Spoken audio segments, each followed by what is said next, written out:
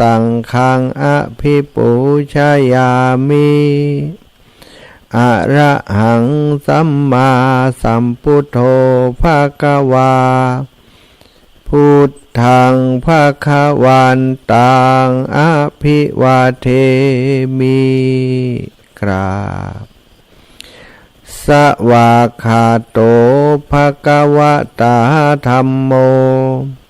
ธัมมังนะมัสสามิกราบสุปฏิปันโนภคะวะโตสาวกสังโฆสังฆังนะมามิกราบนะโมตัสสะภะคะวะโตอะระหะโตสัมมาสัมพุทธัสสะนะโมตัสสะภะคะวะโตอะระหะโตสัมมาสัมพุทธัสสะนะโมตัสสะภะคะวะโตอะระหะโตสัมมาสัมพุทธัสสะพุทธังสารนังกัจฉามิธัมมังสารนังกัจฉามิสังฆังสารนังกัจฉามิตุติยัมปิพุทธังสารนังกัจฉามิตุติยัมปิธัมมังสารนังกัจฉามิตุติยัมปิสังฆังสารนังกัจฉามิตาติยัมปิพุทธังสารนังกัจฉามิตาติยัมปิธัมมังสารนังกัจฉามิตาติยัมปิสังฆังสารนังกัจฉามิอิติปิโสภะคะวะอะระหังสัมมาสัมพุทโธวิชชาจารณะสัมปันโนสุขาโตโลกาวิทูอนุตตโรปุริสธรรมสารทิสัทธาเทวมนุษสานังพุทโธภคะวะติสวากขาโตภคะวะตาธัมโมสันทิฏฐิโกอากาลิโกเอหิปัสสิโกโอปะนาญิโกปัจจัตตังเวทิตัพโพวินโยหิติสุปฏิปันโนภะคะวะโตสาวกสังโฆอุชุปฏิปันโนภะคะวะโตสาวกสังโฆยายาปฏิปันโนภะคะวะโตสาวกสังโฆสามิจิปฏิปันโนภะคะวะโตสาวกสังโฆยะทิทังจัตตาริปุริสายุขานิอัฏฐปุริสาปุคะลาเอสาภะคะวะโตสาวกสังโฆอาหุนายโยปะหุนายโยทักขินายโยอัญชาริการะนิโยอนุตตรังปุญญเขตังโลกัสสาติสัทธาญาติโยมจบลงไปเนอะกราบพระพร้อมกันอีกครั้งหนึ่งกราบหนึ่งพุทธังวรันตังสิรสานะมามิกราบสองธัมมังวรันตังสิรสานะมามิกราบสามสังฆังวรันตังสิรสานะมามิไหว้พระสวดมนต์โดยย่อๆน้อมระลึกถึงคุณพระพุทธพระธรรมพระสังฆเจ้าศรัทธาท่านทั้งหลายในฐานะที่เฮาได้ฝากเนื้อฝากตัวเอาจิตเอาใจไปหาสารณะที่พึ่งเอาแก้วเจ้าทั้งสามเป็นสารณะที่พึ่ง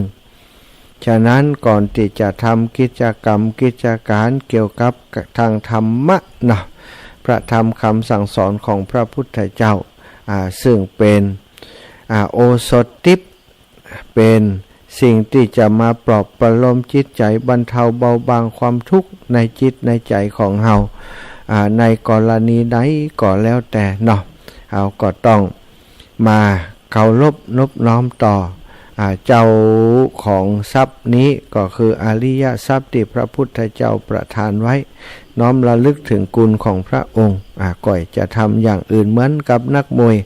เวลาจะขึ้นต่อยขึ้นชกก็ไหว้ครูเหี่ยก่อนไหว้ครูเหี่ยก่อนน้อมรำลึกถึงครู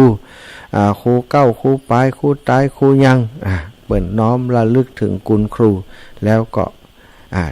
ทำสิ่งที่ควรจะทำนะวันนี้ศรัทธาอีป่ออีแม่ทั้งหลายกิจกรรมที่อาตมาภาพได้ไปร่วมกับครูบาอาจารย์พระมหาเถระ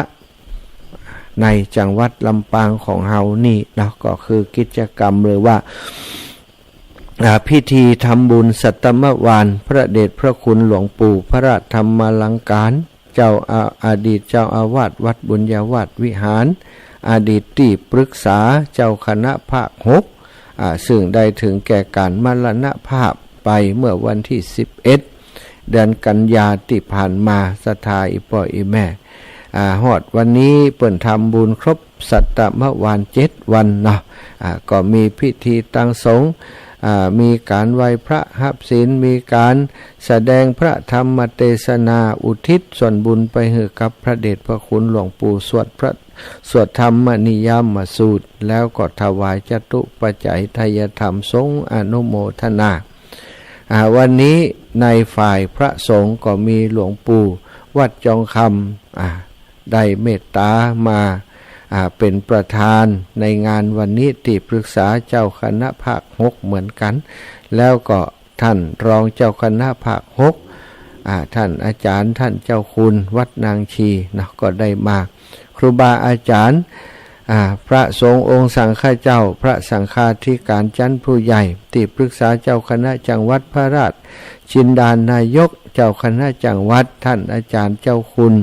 พระจินดารัตนาพรเจ้าคณะอำเภอกับจะทุกอำเภอสถามาร่วมงานในวันนี้นะมาเป็นสงฆ์พิธีโดยมาร่วมงานกันก็มีเยอะทางฝ่ายฆราวาสญาติโยมก็มีท่านรองผู้ว่าราชการจังหวัดปฏิบัติหน้าที่แทนท่านผู้ว่าต่างฝ่ายบ้านเมืองนะต่างนักการเมืองก็มีโยมป่อพินิจจันทร์สุรินทร์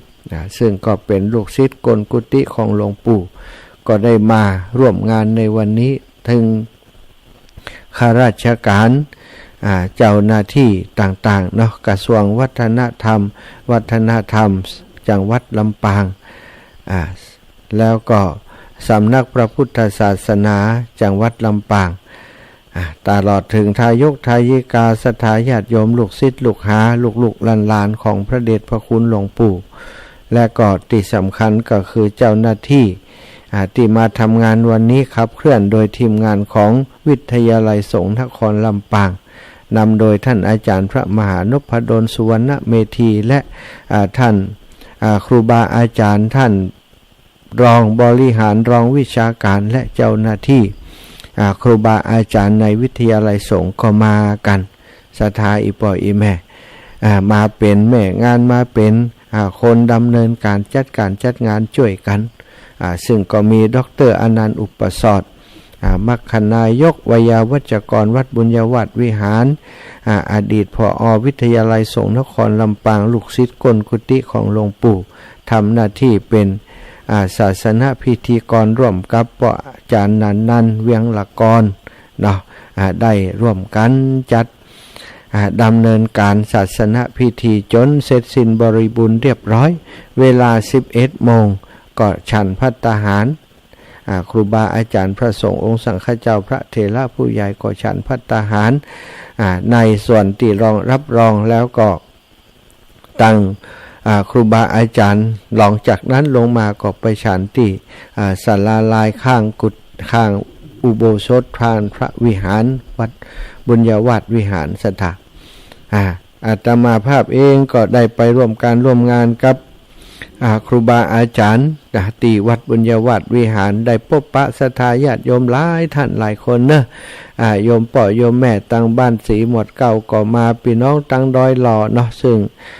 พระครูสมุของหลวงปู่ได้ไปอยู่ที่อำเภอดอยหล่อ1 รูปเปิ่นก็มาช่วยจัดงานเนอะแล้วก็ มีพี่น้องต่างวัดเหล่าบ้านเหล่าเป้าเนาะก็มากันหลายคนหลายท่านแล้วก็ได้เจอศรัทธาญาติโยมที่เป็นแฟนครับโยมแม่นิตยาโยมแม่นิตยาจินดาปลูกเนาะโยมแม่นิตยาจินดาปลูกก็มาหันหลายท่านหลายคนด้วยกันแต่ได้ทักกันบางกี่คนเนาะก็ขอสุมาอภัยเนาะศรัทธาญาติโยมเพราะรีบเร่งไปฉันเข้าแล้วก็จะรีบไปงานศพของโยมพ่อเจริญกองวอนนะพ่อเจริญกองวอนซึ่งก็ได้มีการชาปนกิจศพวันนี้อาตมาภาพเสจากฉันภัตตาหารเพลแล้วก็หีบเดินทางไปที่สุสานป่าจ้าบ้านแพะหลวงบ้านแพะหลวงซึ่งเป็นสุสานที่ใจร่วมกันบ้านแพะดอนตันก็ใจหันบ้านสีหมดเก่าก็ใจหันนะอาตมาภาพก็ตรงดิ่งไปปุ้นเลยศรัทธาเพื่อจะไปร่วมในการชาปนกิจศพโยมพ่อเจริญกองวอนไปถึงสักจำล่ำกำเดียวศพก็มาถึงก็ได้จุงได้ลากจุงศพโยมพ่อเจริญกองวอนนะอายุ85ปีไปสู่เชิงตะกอนก็ทำตั้งเปิ่นทำพิธีตีบ้านเรียบร้อยแล้วศรัทธาไปถึงที่เชิงตะกอนไปถึงที่เมนก็ได้มีพิธีอย่างนักแล้วเนาะยกขึ้นใส่เมน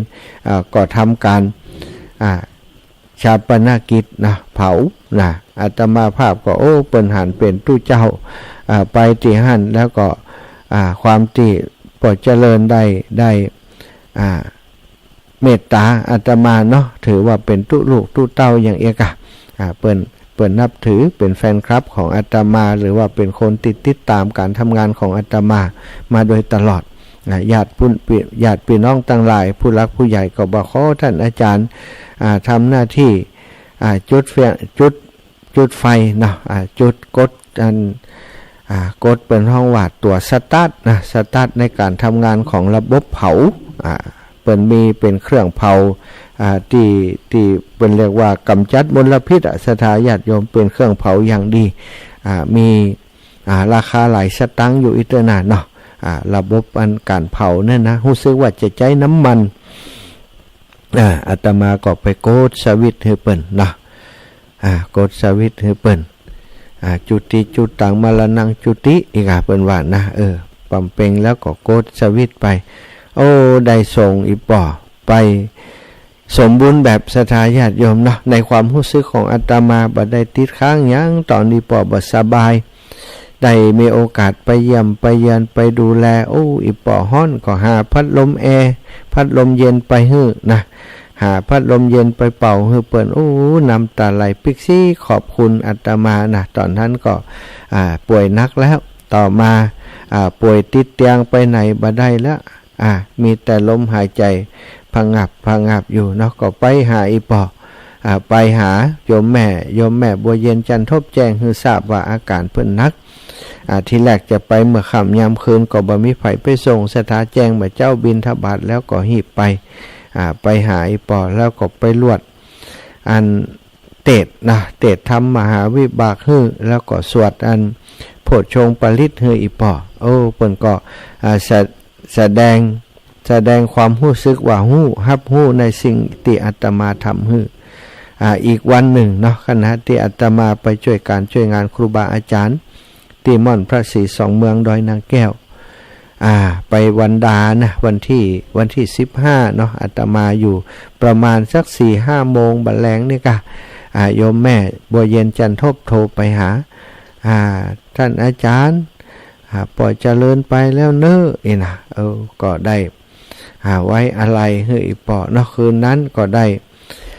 ภาวนาให้เปิ้นด้วยส่งบุญส่งกุศลมาให้เปิ้นแล้วก็ได้ทราบว่าเปิ้นจะทำการชาปนกิจในวันที่วันจันทร์คือวันเนี้ยวันที่18เสร็จจากงานพระธาตุศรีสองเมืองแล้วก็บอกให้โยมแม่บัวเย็นว่าอีแม่บอกให้ตังญาติเปิ้นเน้อคืนวันที่17อาตมาจะไปเป็นเจ้าภาพในนามของแฟนรายการของแฟนคลับคลื่นสีขาวแล้วก็เป็นแฟนรายการ 106.50 เมกะเฮิรตซ์จะไป จะไปร่วมพิธีตัวจะไปเป็นเจ้าภาพคืนที่ผ่านมาอาตมาก็ไปเป็นเจ้าภาพเพื่อเปิ้นศรัทธาไปเป็นเจ้าภาพพร้อมกับศรัทธาญาติโยมพี่น้องบ้านศรีหมดเก่าแล้วก็พี่น้องบ้านไกลเรือนเคียงที่เปิ้นมาไปมาหาสู่กันป้อไก่ก็ได้มาร่วมงานเนาะบัดได้ประกาศบอกคือศรัทธาญาติโยมนักแล้วก็บางคนก็บาทราบด้วยซ้ำไปว่าอาตมาไปเป็นเจ้าภาพเพราะว่ามีเวลาน้อยเนาะศรัทธาได้อู้แค่แวบๆคู่สักบ่ถึงนาทีก็ว่าวันผูกจะไปเป็นเจ้าภาพนี่ซึ่งจัดรายการแทนดร.อนันต์เมื่อวันเสาร์ก็ได้แจ้งไปศรัทธาก็เสร็จเรียบร้อยไปเนาะแฟนรายการของอาตมาภาพของครูบาอาจารย์ที่ฟังธรรมะส่วนใหญ่ก็อายุนักอายุหลายขนาดศรัทธาอย่างปอเจริญกองวอนนี่จังว่ายังได้อายุ85เนาะอีปออีแม่ก็ธรรมดาของสังขารมนุษย์มีชราความชราก็โรคชราอิเตนะโรคชราโรคเฒ่าโรคแก่เนี่ยมันก็จะมีหลายโรคที่มันบ่มเพาะอยู่ภายในพอร่างกายอ่อนแอความชรามาเยือนนี่ร่างกายมันต้านทานบ่ได้โรคต่างๆที่มันอยู่ตั้งในร่างกายก็แสดงตัวออกมาเป็นโรคมะเร็งพ่องเป็นอย่างพ่องอย่างเงี้ยนะแต่ยังไงก็ตามอาตมาคิดว่าตลอดชีวิตที่ผ่านมาเนาะของโยมป่อเจริญกองวอนนะได้สร้างคุณงามความดีมาเยอะจะเป็นชลาแน่บางแต่ไปเป่าแน่ฮือเปิ้นบ่เอาตังก็มีน่ะสถาถ้างานศพที่เปิ้นบ่มีตังนักสมัยก่อนเปิ้นนิยมแห่ปัดแห่แน่เนาะป่อเจริญนี่ก็เป็นชลาเป่าแน่เดิมเปิ้นเป็นคนเมืองแปะพุ่นนะศรัทธาแล้วก็มาอยู่เป็นคนตั้งหนองม่วงไข่ตั้งเมืองแปะพุ่นนะได้โยมแม่บินเนาะโยมแม่บินนะวันก่อนนั้นโยมแซวอาตมาว่าป่อเจริญกองวอนนะท่านอาจารย์บ่ใช่กองบินไอ้ ท่านอาจารย์ว่ากองบินอินนะเนาะก็ได้คือกำลังใจโยมแม่นะโยมแม่บินนะโยมแม่บินก็ต้องสู้ชีวิตต่อไปอาจจะงอมจะเหงาเนาะปกติก็มีป่อเฒ่าป่ออุ้ยป่อเจริญอยู่ด้วยกันมาเมื่อนานมีลูกมีเต้าสร้างครอบสร้างความมีลูกมีเต้ามีหลานเล้นนะป่อเจริญเพิ่นก็เลี้ยงลูกเลี้ยงหลานมานักหนาศรัทธาญาติโยมเลี้ยงลูกบ่พอมาเลี้ยงหลานแหมปอเลี้ยงหลานพอมาเลี้ยงเหลนแหมเด้อไปแอวหาอาตมานี่ปลาเหลนไปตัวเหลนน้อยเหลนแม่ยิงติดอีปอกอดคอย่อเหนียงอยู่หั่นอินดูนะอินดูจิตใจตัวน้อยนะบ่ฮู้คิดอย่างใดละไอ้ปอจากไปอย่างอีนะก็คงใจไว้ความรู้สึกเขาเนาะคนเฮาบ่เคยพลาดพลาดจากบุคคลอันเป็นที่รักอย่างป่อเจริญนี่ฮักลูกฮักหลานไปที่ไหนนี่ลูกหลานต้วยลุ่มซะท่าแต่ก็ได้เสียชีวิตจากไปแล้วทิ้งไว้แต่คุณงามความดีเนาะอันเนี้ยชีวิตมนุษย์คนเฮาวันเวลาที่ยังมีชีวิตอยู่ถ้ามีโอกาสก็สร้างสมคุณงามความดีไปเตอะอีปอยอีแม่ทั้งหลายถึงวันหนึ่งที่เฮาเนี่ยยังบ่ได้เนี่ยยังอีปอยเจริญเนี่ยจากไปแล้วเสียชีวิตไปแล้วจากนี้ไปก็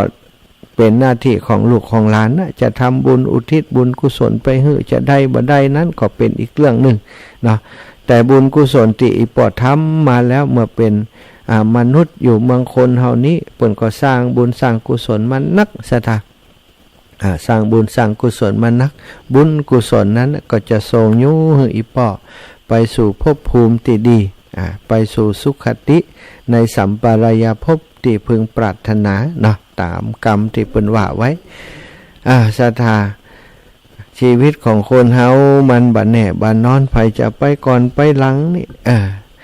บ่มีนิมิตหมายบ่มีเครื่องหมายจะบอกให้ว่าเฮาจะอยู่แห่เมินนานเท่าใดหรือว่าอยู่บ่เมินบ่นานเท่าใดชีวิตเป็นของน้อยเป็นของนิดหน่อยนะวันนี้ก็ขอนำสาระธรรมเกี่ยวกับเรื่องความสุขของเจ้าบ้านของเฮามามาจ๋ากับศรัทธาญาติโยมเนอะสุขังสุขัตโถละพะเตตถาจะรังผู้ต้องการความสุขถ้าแสวงหาทุกวิธีย่อมมีความสุขศรัทธาญาติโยมทุกคนเกิดมาในโลกใบนี้มี ความต้องการเหมือนกันสถาต้องการมีความสุขต้องการมีทรัพย์สมบัติต่างๆก็ดีต้องการนอนต้องการนี้สรุปแล้วสิ่งที่ต้องการทั้งหมดทั้งมวลนั้นก็เพื่อความสุขของตัวเขาตัวเฮานะคนเฮามีความต้องการบ่เหมือนกันนะสถาความสุขของแต่ละคนก็เช่นเดียวกันบ่เหมือนกัน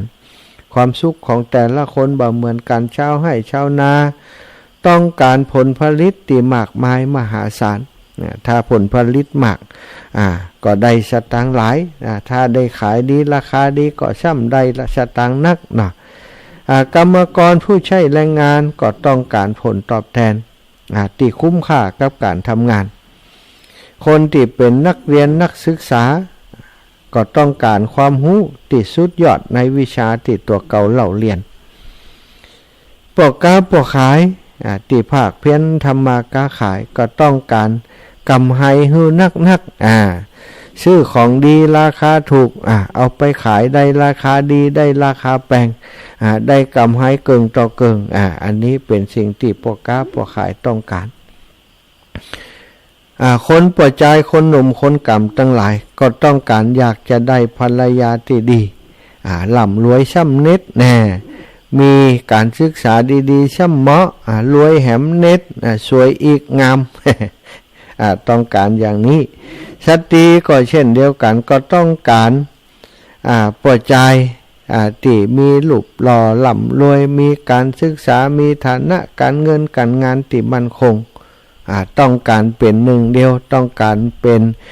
ที่หนึ่งในหัวใจของผู้ชายคนนั้นของผู้หญิงคนนั้นอันนี้ความต้องการของปล่อยใจแม่หญิงของสัตว์ปล่อยใจก็ต้องการภรรยาดีผู้หญิงก็ต้องการสามีที่ดีเป็นคนดีบ่เจ้าชู้บ่ขี้เหล้าบ่เจ้าชู้บ่เล่นการพนันฮักการฮักงานมีการศึกษามีความรู้มีความภูมิฐานมีความจิตใจดีงามอันนี้คือสิ่งที่คนต้องการบ่มีไผจะต้องการ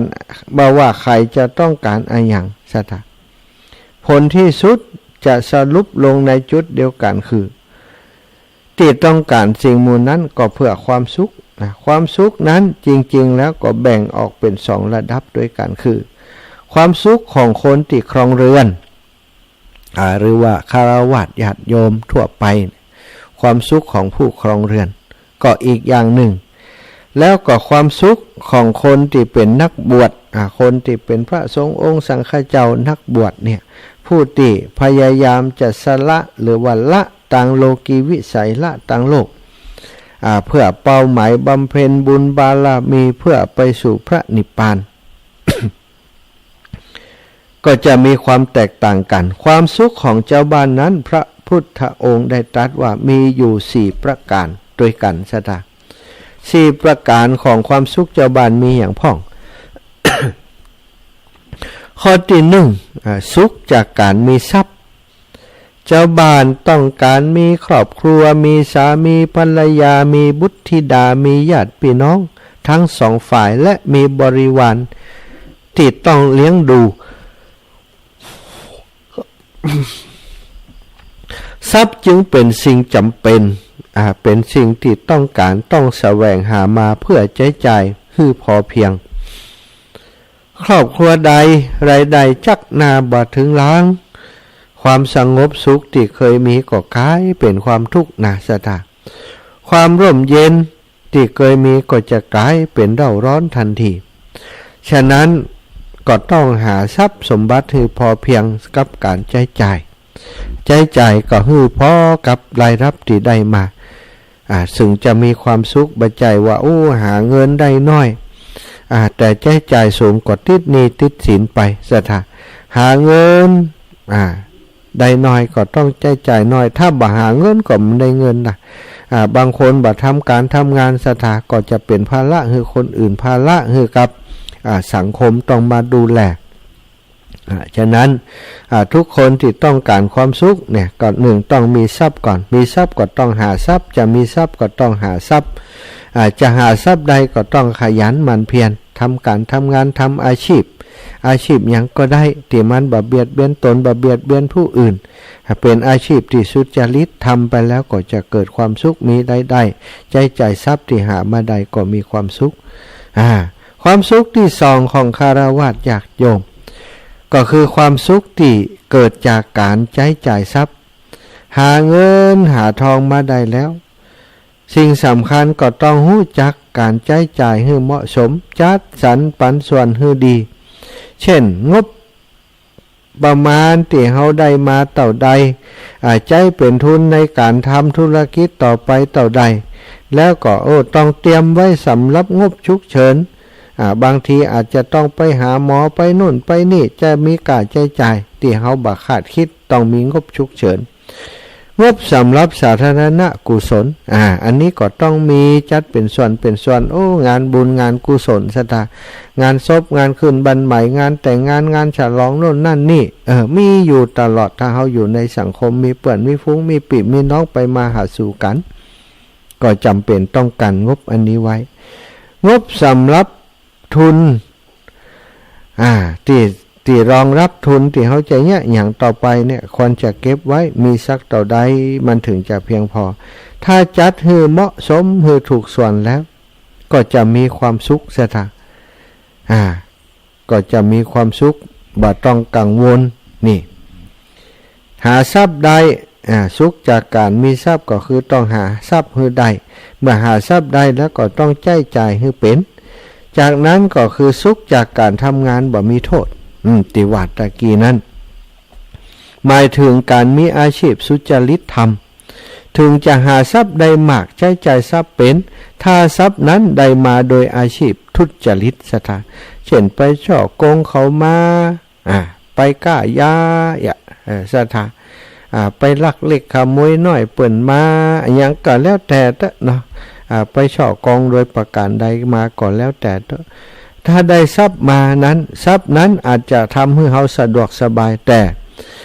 ลึกๆแล้วเฮาก็จะบ่มีความสุขจากทรัพย์นั้นสถานแม้เฮาจะอยู่บ้านใหญ่โตมโหฬารแต่ถ้าระลึกได้ว่าได้ทรัพย์มาโดยบ่ชอบวันหนึ่งเนี่ยอาจจะมีผลร้ายเกิดขึ้นคนเปิ่นจับได้ไล่ตันสุดท้ายก็อาจจะมาเล่นงานเฮาถึงกับชีวิตก็ได้หรือว่าถึงมีภัยฮู้ก็แล้วแต่เฮาฮู้ดีฮู้ดีว่าโคดโกงเขามาสุดท้ายคนโคดโกงศรัทธาญาติโยมถึงตั้งโลกจะจับบ่ได้แต่ตั้งธรรมยมบาทูตยมพบาลที่เปิ้นจดนั้นใส่หนังมาไว้เนี่ยบ่ปล่อยเฮาให้ลอยนวลแน่นอนอาจจะลอยนวลในโลกมนุษย์ได้แต่ไปในต่างสัมปรายภพนี้ต้องไปตามบุญตามกรรมของเฮาเท่านั้นก็ต้องระมัดระวังในการหาทรัพย์ต้องทำงานที่บ่มีโทษต้องประกอบอาชีพที่สุจริตเท่านั้นทรัพย์ที่หาได้มาถึงจะเป็นทรัพย์ที่หามาได้โดยชอบแล้วเราก็จะมีความสุขข้อที่สี่สุขจากการบ่เป็นหนี้สมัยนี้คนมักจะเข้าใจผิดว่าใครมีหนี้มากแสดงว่ามีเครดิตดีสถามีคนฮือกู้แต่การเป็นหนี้พระพุทธองค์ได้ตรัสว่าเป็นทุกข์ในโลกทุกทางที่ถูกบ่ควรจะเป็นหนี้ไผเป็นไทยแก่ตัวครอบครัวก็จะมีแต่ความสุขสถาคนปัจจุบันเนี่ยหนี้สินข้าราชการบางครั้งบางทีเนี่ยทำงานไปเปิดมีสหกรณ์นั่นสหกรณ์นี่แน่สถาถ้าเป็นครูก็สหกรณ์ครูถ้าเป็นพี่น้องตำรวจก็สหกรณ์ตำรวจสหกรณ์อย่างก็ว่ากันไปมันมีกฎหมายสหกรณ์มันมีกลุ่มสหกรณ์รวมเกินกันฝากเงินได้ต่ออันต่ออีสามารถกู้ได้ต่ออันต่ออีเอาเงินเดือนไปค้ำประกันการกู้ยืมของตัวเก่านั้นบางคนศรัทธาญาติโยมเงินเดือนออกมานี่บ่ได้ใจเป็นน้ำแล้วเพราะอย่างโดนหักเข้าไปเพราะว่ากู้มาต้องจ่ายไปศรัทธาการเป็นหนี้เนี่ยเป็นทุกข์ในโลกภัยบ่เป็นหนี้ก็เป็นสุขในโลกทุกคนเป็นหนี้เหมือนกันกู้คนอย่างน้อยก็หนี้บุญคุณศรัทธาเนี่ยอาตมาภาพก็เป็นหนี้บุญคุณครูบาอาจารย์เป็นหนี้บุญคุณปิตามารดาเป็นหนี้บุญคุณอุปัชฌาย์อาจารย์เป็นหนี้บุญคุณถึงวันนี้หนี้บุญคุณศรัทธาญาติโยมเนี่ย ทำยังศรัทธาญาติโยมก็ช่วยถึงวันนี้โอ้ศรัทธาถ้าทำบดีถ้าเป็นคนขี้โคตรขี้โกงเอาสตางค์ญาติโยมมาใจไปในทางที่บ่ถูกนี่นะเป็นบาปกับตัวเป็นหนี้เป็นศีลที่บ่สามารถจะชดใช้ได้ถึงวันนี้ศรัทธาญาติโยมหอมสตางค์มาเนี่ยนั้นเนี่ยนี้ก็เอาไปเนี่ยไปทำโดยความบริสุทธิ์ใจก็เลยบ่ได้กลัวหนี้ตรงนี้เพราะหนี้ตรงนี้นี่มันจะย้อนไปเป็นบุญของศรัทธาญาติโยมเนาะศรัทธาญาติโยมก็สรุปว่าชีวิตของชาวบ้านต่อไปบ่จำเป็นต้องไขว่คว้าหาอย่างที่มันสูงเกินตัวเพียงแค่บริหารครอบครัวให้มีความสุขความสบายพออยู่พอกินพอเพียงสำหรับของเฮาแล้วเฮามีกำลังแค่นี้มีทุนแค่นี้ก็ทำตามที่เฮามีกำลังมีทุนทำให้ถูกต้องทำให้สุจริตทำให้เพียงพอฮู้จักประมาณฮู้จักสันโดษเฮาก็มีความสุขละอีปอยอีแม่เฮาก็จะบรรลุเป้าหมายของการเป็นผู้ครองเรือนส่วนในเรื่องของนักบวชนั้นก็เป็นเรื่องของการถ้าเป็นนักบวชบ่ปฏิบัติธรรมคัดเกลาตัวเก่ามามัวหาเงินหาทองแบบเจ้าบ้านนั้นมันก็ผิดวิสัยของการเป็นนักบวชนักบวชจริงๆแล้วในพุทธศาสนาในสมัยพระพุทธเจ้านี้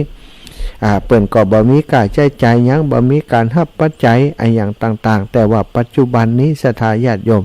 มันมีความจำเป็นที่จะต้องเดินทางไปหันไปนี่เนาะถึงวันนี้เติมน้ำมันสัพพิติโยเขาก่มใจเอากะน้ำกะไฟกะอินเทอร์เน็ตเนี่ยสัพพิติโยเปิ่นก่มใจฮื้อเนาะก็จะต้องใช้ปัจจัย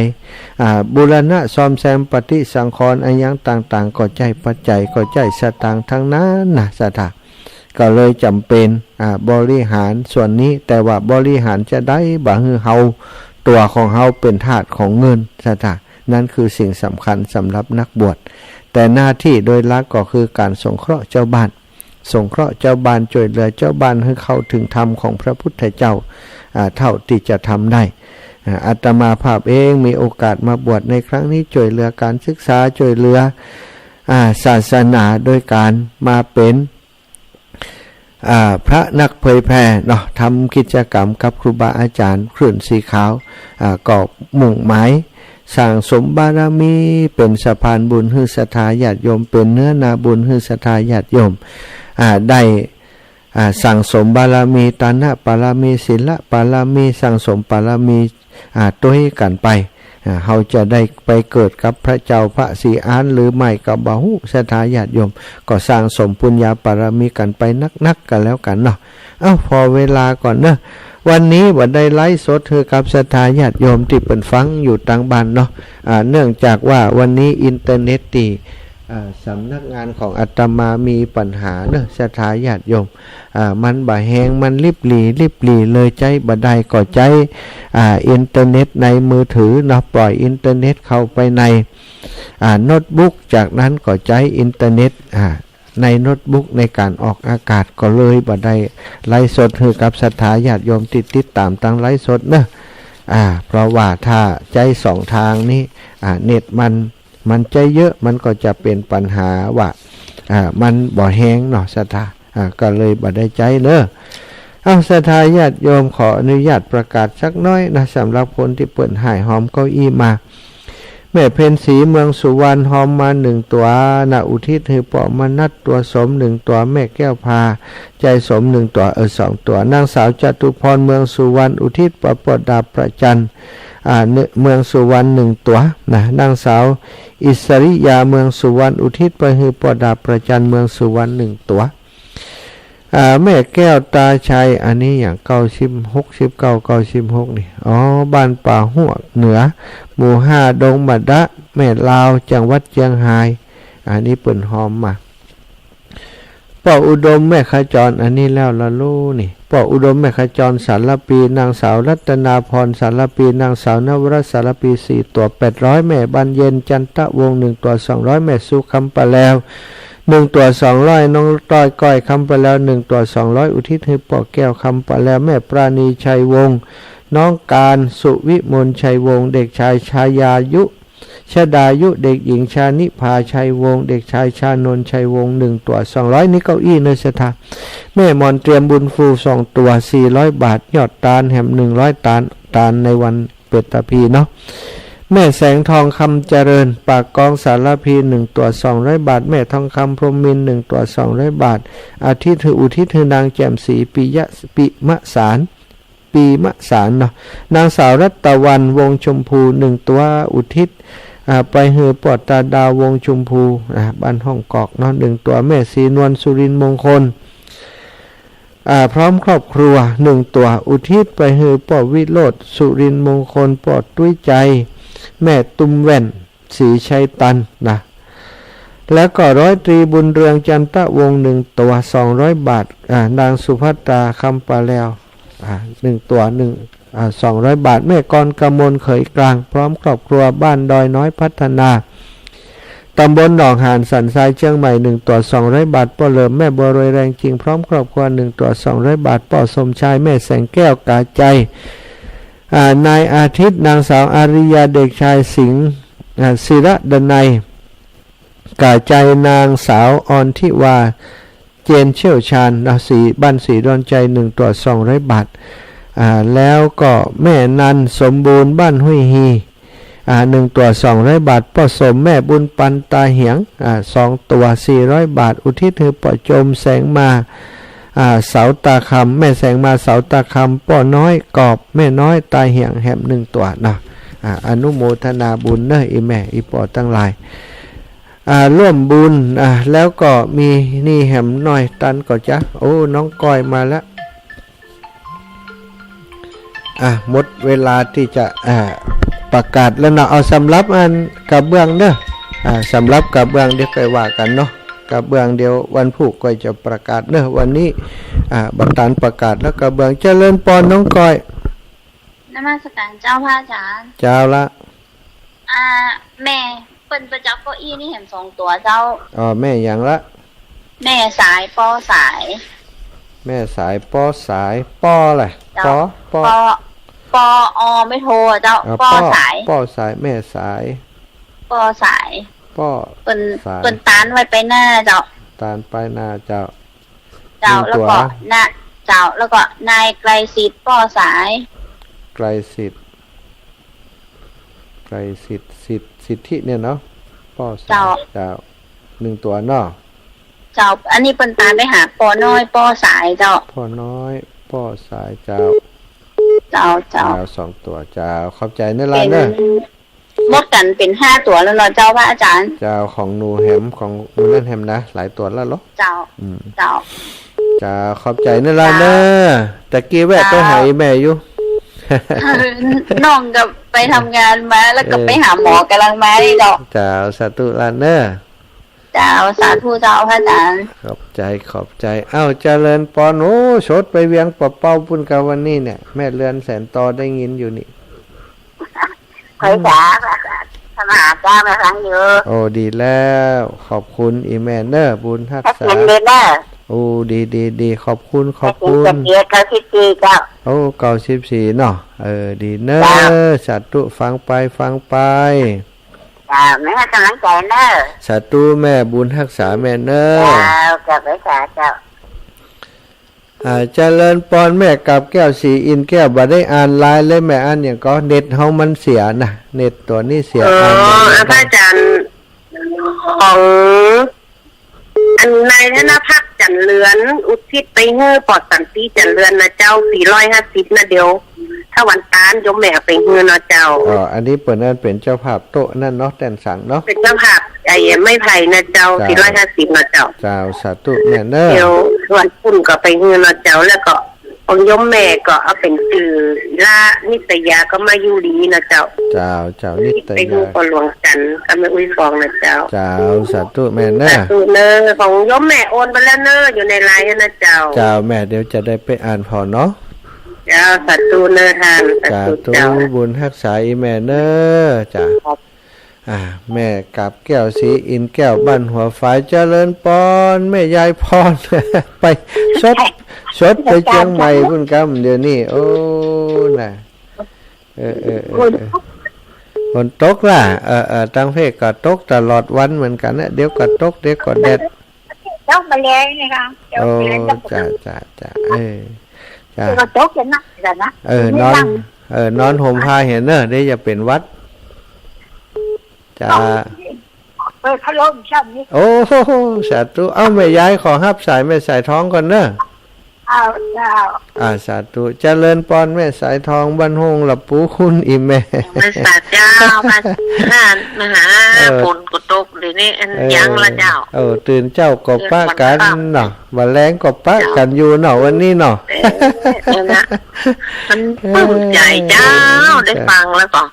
โอ้ขอบคุณอีแม่เด้อ น้ำกระทำเนาะ เจ้าสาธุ คนมือหมิ่นประมาทเนาะ เจ้าแม่ เข้าหมิ่นสิหมิ่นอย่าได้หมิ่นประมาทเข้าขาดจะได้ขาดสินกระทำไม่นี่เนาะ แต่ เจ้าเอาธรรมะเนี่ยผมจิตคงใจอยู่บ้านก็เจ้า สาธุแม่เจ้าก ำลังใจเนอะพระงานนะเจ้า ขอบคุณ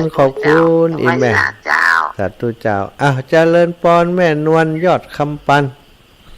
เจ้าไว้สาเจ้า พี่น้องกำแพงหินอีแม่ถึงบ้านกี่โมงตะวะวันซื้น แต่ว่าถึง3 โมงไปเจ้า โอ้เจ้า แล้วลูกเหรอลูกเสียกี่โมง เขาถึง2 ทุ่มพวกก้าแม่ก่อนจะ2 ทุ่มก่อนจะทุ่มมันแวะหลายตีแวะเอวกันสถามาด้วยเปิ่นเอวกันกับป้าเปิ่นเอวตัวอีเตอ คนก็ต้องนั่งจ้ะเดี๋ยวเนี่ยคอยรับก็รับมาเนี่ย โอ้เจ้าแม่ขอบคุณน้ำผึ้งขอบคุณกาแฟขอบคุณทุกอย่างนี่แม่เด้อของฝากสาธุ ข้าก็ป้ากันแถมนอก เจ้าสาธุนะแม่นะฮับสายแม่บัวคำก็แม่เจ้าสาธุเจ้าเจริญปอนโยมแม่บัวค ให้ใส่เจ้าลูก ำจ้าแม่ ให้ทางหนึ่งเด้อ ดีแล้วคือเติงหาอยู่เดี๋ยววันพระก็ป้ากันเนาะแม่เนาะ เจ้า สาธุแม่สาธุ คุณรักษาลูกเด้อ สาธุเจ้าแม่จ้า เจ้า แม่นิดกรสวรรค์เจริญปอนแม่นิดกรสวรรค์ปงน้อง ไว้สาเจ้าพระอาจารย์เจ้า เจ้าแม่ยังไม่ได้ประกาศของแม่แต่เนิ่น แม่ มัน ห ผู อก ม ว่า มันกระเบื้องไปนั่นน่ะ เจ้าแม่ ขอตามไม่เป็นหน้าเนอะเจ้า กระเบื้องของอีแม่ตานไว้ไปนานเนาะ เจ้า แม่นิดกรสวรรค์ตานเอาไว้ปลายหน้านะเดี๋ยวจะเขียนไว้ให้อีแม่เด้อ เจ้าพระอาสุขภาพตัวนะเจ้า เจ้าอีแม่ขอบคุณอีแม่หลายๆเป็นกำลังใจให้กั เจ้าน สาธุเจ้า สาธุ กำลังใจเจ้า แม่นิดกรสวรรค์เวียงปะเป้าปงหนองเวียงปะเป้านะได้โทรมาแม่แสงล่าเกิดกุลนะตะกี้ฮับตันเด้อแม่แสงล่าเกิดกุลตังวังเหนือเนาะหลายท่านหลายคนโทรมาก็ขอขอบคุณกับสถานาบุญทุกคนแม่กรกำมลดอยน้อยเจริญปอนโยมแม่นมัสการค่ะ จ้าแม่สบายดี สบายดีฝนตก โอ้ฝนตกทางนี้ก็มีแม่ฝนตกเป็นระยะ แต่ดีฟ้ามันไม่ร้องแค่นั้นแหละท่านมาหาอ่านในไลน์ที่แม่ส่งไปเดนเนอร์ จ้าแม่ยังวันนี้ยังไม่ได้เช็คจากไลน์ของใครนี่มีแต่คนส่งข้อความ อันนั้นน่ะดูตามในไลน์เนี่ยไม่ประกาศก็ไม่เป็นไรนะ จ้าแม่เดี๋ยวจะได้เขียนลงในบันทึกไว้จ้า จ้าตามนั้นเนาะตามที่แม่เขียนในไลน์นั้นนะ จ้าแม่สาธุขอบคุณอนุโมทนาบุญแม่เนอะ จ้าสาธุนมัสการค่ะ อยู่ดีมีสุขโยมแม่นิดเจริญปอนแม่บัวคำตาจ้างเวียงหนองรอง เจ้าแกภาษาเจ้าธรรมะเจ้าฟังเลยฟังอยู่เนอะตาจ้างเวียงหนอง เจ้าร องรับ ฟัง รู้ ฟังธรรมะเจ้าฟังขึ้นห้วยกองสอดนะก็เปลี่ยนเนอ ขอบคุณอีเมลที่แจ้งว่าฟังที่ไหนเนาะเจ้าของสถานีเปิ่นจะได้เซลจื่น กำลังใจทำมาคูเด้อ สาธุบุญรักษาอีแม่ฮื้อกำลังใจอีแม่อยู่กันไปเมินๆเนอะ เจ้าแกภาษาเจ้าเหมือนกันนะเนอะธรรมะเนอะ เจ้าสาธุอีแม่เจ้าวันนี้ท่านอาจารย์เมตตาก็สัญญาณไปตั้งเชียงใหม่โดยหนอสถาคลื่นสีขาวท่านพระครูอภิวัฒนวิกรมนะครูบาอาจารย์ผู้เปี่ยมโดยความเมตตา ถ้าวันใดตีครูบาอาจารย์ติจัดรายการตั้งคลื่นสีขาวของเฮาเนาะตีออกอากาศในช่วงเวลานี้มีภัยเข้าเปิ้นก็เกาะสัญญาณเชื่อมสัญญาณจากที่มีคนจัดอยู่แล้วตั้งลำปางนี่อาตมาจะจัดเวลานี้เวลา 19 ถึง 20 นาฬิกาวันจันทร์อังคารแล้วก็วันพุธนี่ของท่านอาจารย์พระมหานพดลท่านอาจารย์พระครูสิริธรรมบัณฑิตวันพฤหัสก็ปิกมาจัดแถมรอบวันศุกร์ก็ปิกมาจัดแถมบางเตือก็ได้วันเสาร์อีกวันหนึ่งซึ่งถ้าท่านอาจารย์ดร.อนันต์เปิ้นบ่จัดก็ได้จัดแตนเปิ้นตะวานี้ก็ได้2 ชั่วโมงแตนท่านอาจารย์เสน่ห์กาหลงนะกับทุปิเกนะทุปิกต้อมทุปิเกขอบคุณศรัทธาญาติโยมที่ฟังจากทุกที่ทุกแห่งเด้อพี่น้องลำปางของเฮาพี่น้องต่างเจียงใหม่เจียงไฮ้ก็ได้ฟังอยู่ในช่วงนี้เจียงไฮ้เจียงใหม่เจียงไฮ้ตั้งหลับปูนโดยขอบคุณทุกท่านทุกคนวันนี้อาตมาบัดตันประกาศความจริงเขียนแล้วหมดละศรัทธาญาติโยมเปิ้นหอมอันกับเบื้องมาหอมอย่างเขียนเรียบร้อยแล้วแต่ว่าเวลาที่จะประกาศมันบัดตันเนาะเจริญปอนแม่เจ้าแม่จ้าเดี๋ยวจะถ่ายทอดออกนี่รายการเปิ้นครบเนาะเจ้าแม่นี่เจ้าสาธุเนอะไม่เป็นกำลังใจเนอะสาธุโยมแม่น้อยทาอาสาบันถาโตกโทรมาทุกครั้งที่จัดรายการคือกำลังใจแม่ลาพรปางยิ้วแม่เจ้าแม่ทุกลมเอานี่โอ้เจ้าทันทีท่านเอ้ยโอ้เจ้าเอแม่บุญรักษาฮือหายเร็วๆฮือหอมฮือหายเนื้อแม่เน้อเจ้าแม่สาธุนี่มันยังแม่ก็บ่จะอยู่โรงพยาบาลมาได้หลายอาทิตย์เจ้าแม่นี่อันอย่างที่เปิ้นหอมกันนี่เก้าอี้กับกระเบื้องที่ไหนเจ้าของอาตมาภาพที่วัดบรรพตสถิตแม่จะตานวันที่24นี่เจ้าเจ้าแม่เวลาตู้ลูกหมดแล้วเนอะขออนุญาตนำรายการลาศรัทธาญาติโยมไปก่อนเนอะจ้าบุญรักษากระเดียวอู้นอกไม้หลังไม้ก็ได้แม่เจ้าสาธุเจ้าจะฝากใครไปเอานี่เดี๋ยวได้อู้กันหลังไม้ก่อนแล้วกันเนาะจ้าสาธุเจ้าบุญรักษาขอความสุขสวัสดีบังเกิดมีแก่ศรัทธาญาติโยมทั้งหลายเนอจัตตารโอธัมมาวัฏันติอายุวันโนสุขังพะลัง